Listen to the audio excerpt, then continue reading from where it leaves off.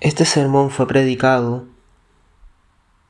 el 3 de noviembre del 2024 en la ciudad de Gdansk, Polonia, por el pastor Paweł Bartosik, titulado Lecciones de todos los santos, en continuidad a la conmemoración de los 507 años de la Reforma Protestante de Martín Lutero de 1517, basado en Hebreos capítulo 12, versículos 1 y 2.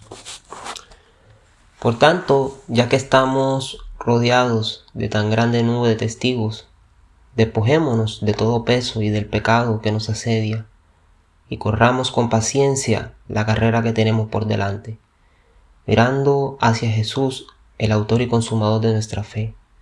En lugar de tener el gozo puesto delante de él, soportó la cruz, menospreciando la vergüenza, y se sentó a la diestra del trono de Dios. Sucede que cada año tenemos el día de la Reforma y el día de todos los santos, uno al lado del otro. Por eso es difícil decir 2 sermones en un domingo. Hace una semana hablamos de la Reforma como el éxodo de Dios. Sin embargo, titulé el sermón de hoy Lecciones de todos los años. Muchos protestantes ven el día de todos los santos con sospecha. Creen que es innecesario, en lugar de una actitud que retira o simplemente niega ciertas prácticas católicas romanas. Vale la pena afirmar el significado bíblico del concepto de todos los santos y lo que se deriva de él. Entonces, estaremos hablando de eso en el sermón de hoy. Ahora, ¿cómo así que todos los santos? ¿Quiénes son estos santos? En la carta de Hebreos 11 hemos mencionado a héroes de la fe del Antiguo Testamento que se nos presentan como ejemplos a seguir. Tenemos a Moisés, a Abraham, pero también tenemos a Rahab, la prostituta, que está situada en la misma fila con los patriarcas y con David, Samuel y Sansón. Hebreos 11, versículos 31 y 32.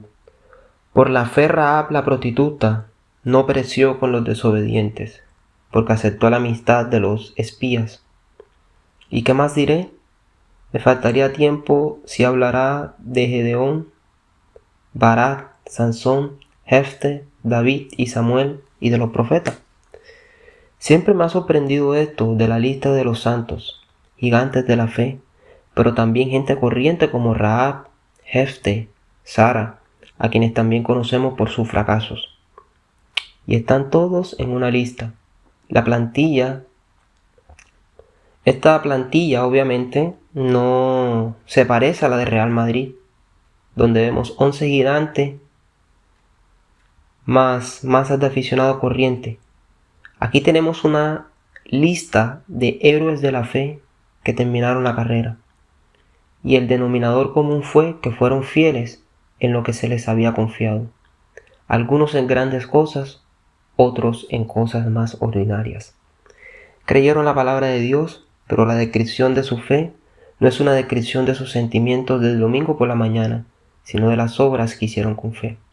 En el capítulo 12, el autor de Hebreos resume, teniendo a su alrededor una nube de testigos. Tenemos quienes lo alcanzaron. Su testimonio demuestra que terminaron la carrera y que, por supuesto, terminar la carrera sí es posible. Tras finalizar esta carrera, dieron su testimonio.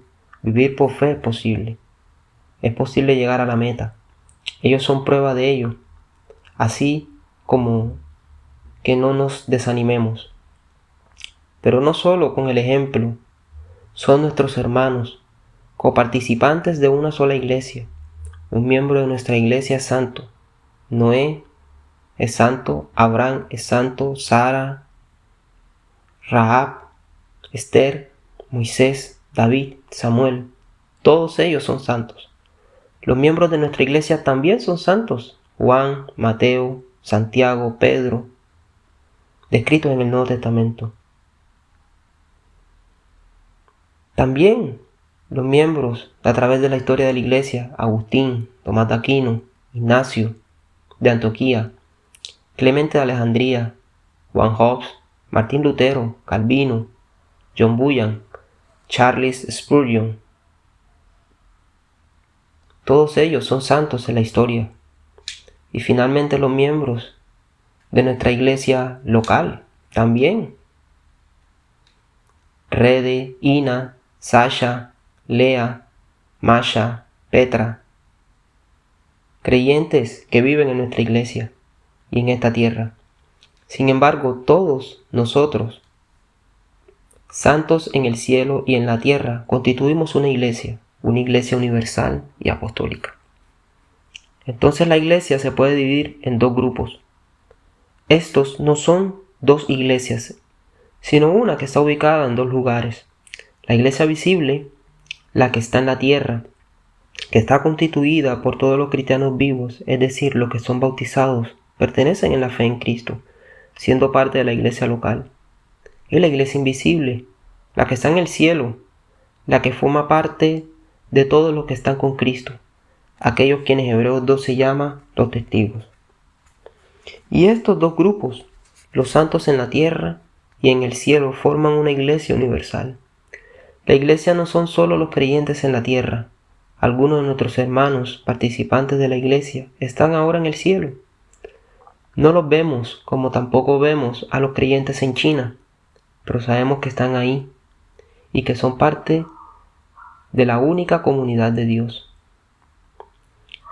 Si preguntas cuántos cristianos hay, además de los 2.000 millones de personas en la tierra, debemos agregar miles de millones de personas en el cielo.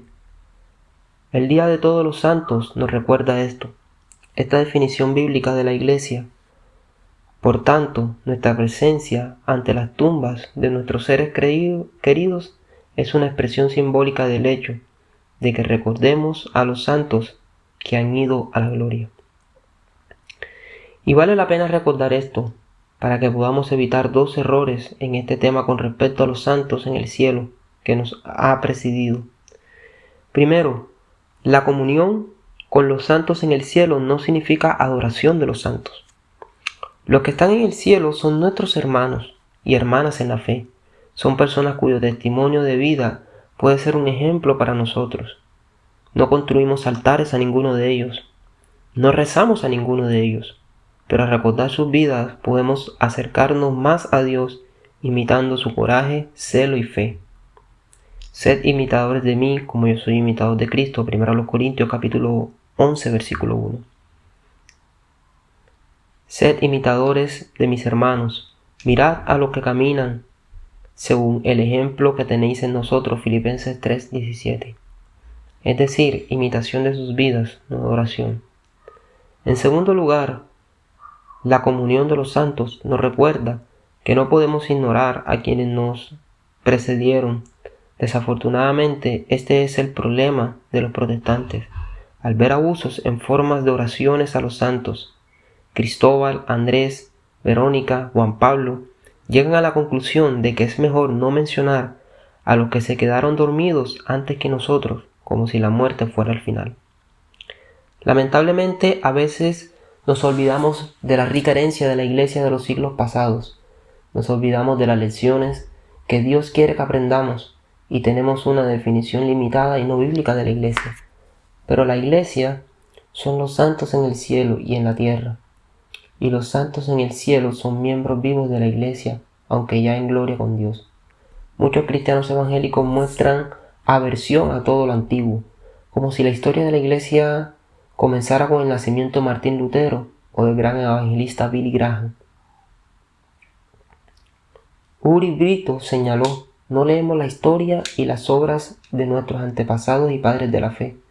No nos gusta lo que dicen.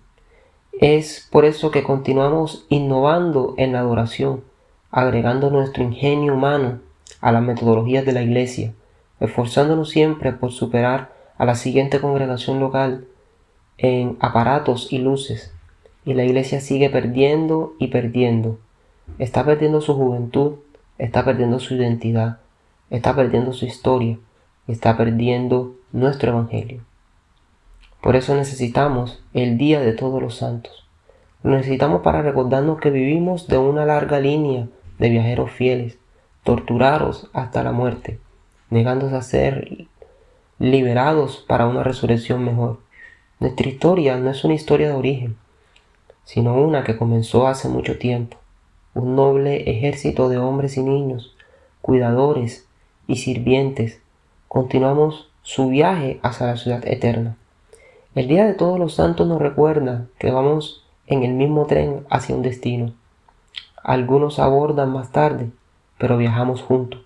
Los que entraron antes que nosotros, Abraham, Moisés, Samuel, Ruth, Noemí, Rahab, Daniel, Sansón, son nuestros hermanos en la fe, miembros de una misma iglesia. Y la Biblia nos anima a estudiar, a recordar las vidas de quienes nos precedieron. Acordaos de vuestros líderes que os predicaron la palabra de Dios y al considerar el fin de sus vidas, imitad su fe. Hebreos 13:7. Muchas iglesias alguna vez se constituyeron en un lugar donde podían establecer un cementerio alrededor del edificio para sus miembros fallecidos. Este es un hermoso cuadro de esta verdad, que los verdaderos creyentes en Jesús están con Jesús, en el cielo ahora mismo, pero todavía tenemos comunión con ellos, comunión alrededor del trono de Dios, a través de un mediador, Jesucristo. Esta práctica de cementerios en algún lugar de las afueras de las ciudades destruye este simbolismo. No queremos vivir con la conciencia de que la muerte es inevitable, pero también nos privamos de la vida en la creencia de que la muerte no tiene por qué significar el fin, el duelo constante o la desesperanza. Con motivo del Día de Todos los Santos vale la pena plantarse 3 preguntas importantes sobre la diferencia entre el enfoque de este tema entre la Iglesia Católica y el protestantismo. Número 1. ¿En qué se diferencia la visión protestante de la vida después de la muerte de la católica? Número 2. ¿Quiénes son los santos en las iglesias protestantes? Número 3. ¿Qué debemos tratar a los santos en el cielo? Por ejemplo, ¿deberíamos orar por ellos? Ahora, la respuesta número 1 a esta primera objeción es la siguiente. ¿En qué se diferencia la visión protestante de la vida después de la muerte de la católica? Al igual que la Iglesia Católica Romana, creemos que, según las Sagradas Escrituras, el alma humana sobrevive a la muerte y conserva la conciencia. No caemos en el olvido. Jesús dijo en la cruz al ladrón convertido: de cierto te digo que hoy estarás conmigo en el paraíso. Pablo escribió: deseo dejar mi vida y estar con Cristo. Por esto es mucho mejor. Filipenses 1:23. Hebreos 9:27 dice: y como está establecido que los hombres mueran una sola vez y después de esto venga el juicio. Estos fragmentos dicen que el alma humana existe después de la muerte. Conservamos la conciencia, por lo tanto rechazamos la enseñanza del ateísmo materialista y de todos los grupos de investigación religiosa antitrinitaria, testigos de Jehová, epifanistas y todo tipo de estudiantes de la Biblia, según la cual una persona después de la muerte cae en la inexistencia y deja de existir. Entonces creemos en la existencia del alma después de la muerte. Creemos en la resurrección de los cuerpos el día de la segunda venida de Cristo. Creemos en la vida eterna para quienes confían en Cristo y la condenación eterna para quienes eligen vivir en sus pecados. Lo que distingue a la Iglesia protestante de la enseñanza de la Iglesia Católica Romana es la creencia de que el alma después de la muerte va a uno de 2 lugares, no a 3, el cielo o el infierno. El Señor Jesús habló de 2 caminos, no de 3. Mateo 7, 13 y 14 dice: entrad por la puerta estrecha, porque ancha es la puerta y espacioso el camino que lleva a la perdición, y son muchos los que entran por él, y angosta es la puerta, y angosto el camino que lleva a la vida, y pocos son los que la encuentran. Rechazamos la enseñanza sobre el purgatorio, porque no solo se menciona su existencia en la Biblia, incluso vemos contradicciones obvias entre las tesis sobre la existencia de tal lugar y la enseñanza de las Escrituras sobre cómo una persona es limpiada de los pecados. La doctrina del purgatorio es perjudicial por 3 razones. 1. Disminuye la eficacia del sacrificio de Cristo, implicando que el Hijo de Dios no murió por todos los pecados, ya que el alma de una persona salva debe sufrir en el purgatorio por alguno de ellos. 2. Indica que hay otro modo de purificación, fuego en el purgatorio, que la sangre de Cristo derramada en la cruz. Y número 3. Da falsas esperanzas de salvación a las personas que buscan el camino medio sin necesidad de una conversión sincera a Dios. Muchas personas no ven la necesidad de convertirse porque creen en la salvación por obras y que no merecen el cielo, pero según ellos el purgatorio es la solución perfecta. Este es el camino católico romano al cielo después de sufrir por algunos pecados en los fuegos del purgatorio. Esta es una enseñanza que es ajena a las Sagradas Escrituras. La Biblia guarda silencio sobre la existencia de algún lugar como el purgatorio. O confiaste en Jesús y recibiste el perdón de todos tus pecados, o no confiaste en Jesús y tú mismo cargarás con las consecuencias de tu pecado. Ahora vemos la segunda objeción, y es: ¿quiénes son los santos en las iglesias protestantes? Las Sagradas Escrituras definen así a todos los cristianos en la tierra y en el cielo, y no a algunos cristianos canonizados por la iglesia que merecen este nombre. La mayoría de las cartas de Pablo comienzan identificando a sus destinatarios. Son los santos de Corinto, 1 Corintios 1:2, los santos de Colosa, Colosenses 1:2, los santos de Efesios, Efesios 1:1. Personas, todos los creyentes en Cristo que son miembros de la iglesia locales, parroquias, congregaciones, etc., son llamados los santos, no por sus méritos y por su propia santidad, sino por la santidad de Cristo que les fue atribuida mediante la fe viva. Por lo tanto, no es la santidad el resultado de sus buenas obras, no es un título que se usa en forma de recompensa, sino que indica ¿a quién pertenece cada cristiano? Pues a Cristo. ¿A qué están llamados los cristianos? A la santificación, a la santidad. Entonces la enseñanza bíblica sobre la santidad es: sed santo porque yo soy santo. Vivid una vida santa porque Dios os ha santificado con la sangre del Hijo de Dios y os ha llamado a ser santos. Actuad como corresponde a tu vocación, Efesios 4:1. Vive en armonía con quien eres. Persigue la santificación personal porque tienes una dignidad y una posición única en Cristo. La posición de santo, elegido, heredero del reino, hijo de Dios. En otras palabras, los santos son los creyentes en Jesús, salvos por la fe en Él. Y por último, tenemos la objeción número 3. ¿Qué pasa con las oraciones a los santos y con los santos? La Biblia guarda silencio sobre el tema de orar por los santos en el cielo. Sin embargo, la Biblia no guarda silencio sobre el tema de las oraciones a los santos en el cielo. La Biblia prohíbe la oración a nadie más que a Dios. No rechazamos a los santos porque creemos que solo Dios es omnipresente. Dios prohibió las oraciones a cualquier otro tipo de persona. No se ha hallado entre ti nadie que haga pasar a tu hijo o a su hija por el fuego, ni adivino, ni hechicero de espíritu, o de aquel que convoca a los muertos, porque abominación es a Jehová todo el que hace estas cosas, y a causa de estas abominaciones Jehová tu Dios los expulsa de delante de ti. La Biblia no dice nada acerca de los santos en el cielo que escuchan nuestras conversaciones diarias. Si nos unimos a ellos cada vez que nos reunimos en el día del Señor, pero no para adorarlos, sino para adorar al Cordero en el trono con ellos. Por supuesto, las Escrituras nos animan a orar por los santos en la tierra, es decir, otros creyentes. Vemos, por ejemplo, 2 Tesalonicenses 3:1. Por último, hermanos, orad por nosotros, para que la palabra del Señor se difunda y se dé a conocer en todas partes, así como entre vosotros. Sin embargo, no tenemos en la Biblia un ejemplo de oración por los santos en el cielo, principalmente porque nada se puede añadir a la plenitud de su salvación, felicidad y plenitud en Dios. Dios ya ha decidido el asunto de su estancia eterna. Es muy posible que estén orando por nosotros, pero no tenemos información en la palabra de Dios de que necesitan de nuestras oraciones. No hay ningún ejemplo en la Biblia de orar por Moisés, Abraham, Pedro, Pablo o María, ni de oraciones a Moisés, Abraham, Pedro, Pablo o María. En resumen, podemos aprovechar el Día de Todos los Santos para una buena pedagogía.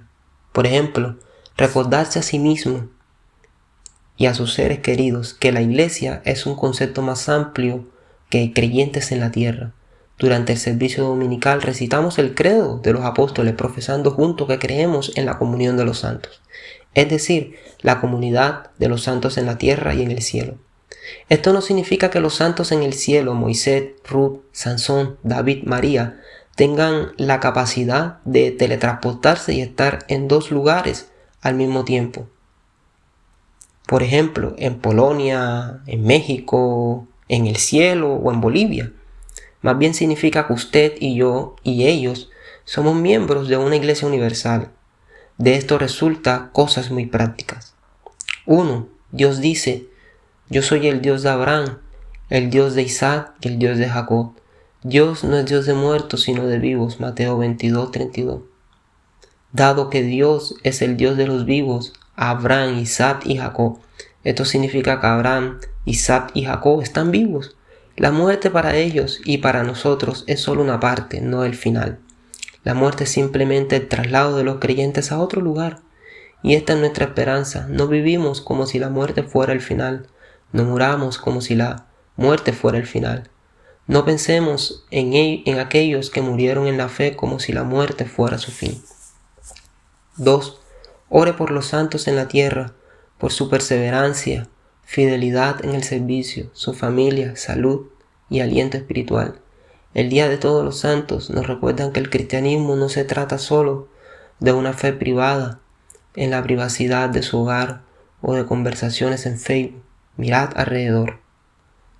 Como canta el arca de Noé, ¿dónde puedes ver hoy a los santos? Están entre nosotros, en la escuela y en el trabajo. Ante todo, los santos son la iglesia. No son perfectos. Perfectos porque su santidad no es suya, viene de otras personas. Es la santidad de Cristo la que ha sido imputada a los creyentes. Y esto sucedió gracias a la gracia de Dios, que se manifestó en la fe sincera, viva y fecunda. ¿A quién le estoy predicando hoy? A los santos de Gedán. Número 3. Chesterton probablemente dijo que la democracia es la voz de los vivos y la tradición es la voz de los muertos. Respetemos la tradición, el que tiene una T mayúscula. La verdad no vivo con nosotros. Nos unimos a la verdad que es Cristo y llegamos a conocer la verdad en la comunidad de la iglesia, que existe desde que Dios estableció la comunidad visible de creyentes. Busque sabiduría y aliento, no solo de los santos de su generación, sino también de los santos de la historia. La comprensión bíblica de la palabra tradición incluye el respeto por la sabiduría de quienes contemplaron la carrera terrenal. No actúe como si la iglesia no existiera en la tierra entre la muerte del último apóstol y la reforma. Nuestra historia espiritual comienza en el libro de Génesis y no hubo ningún periodo en la historia en el que la iglesia dejara de existir. Agradeced a todos los santos en la historia de la iglesia, aprended sobre sus vidas, imitad su fe, sacad de ellos esperanza y apoya a los santos de hoy en sus esfuerzos tanto como puedas, sirviendo con tu tiempo, con tus oraciones, en todas las formas prácticas posibles. Y recordemos el vínculo de esta comunidad de todos los santos de Jesús, su obra en la cruz. Murió por la iglesia, murió para salvarnos, pero también para unirnos en un solo cuerpo como hermanos y hermanas en la fe. Amén.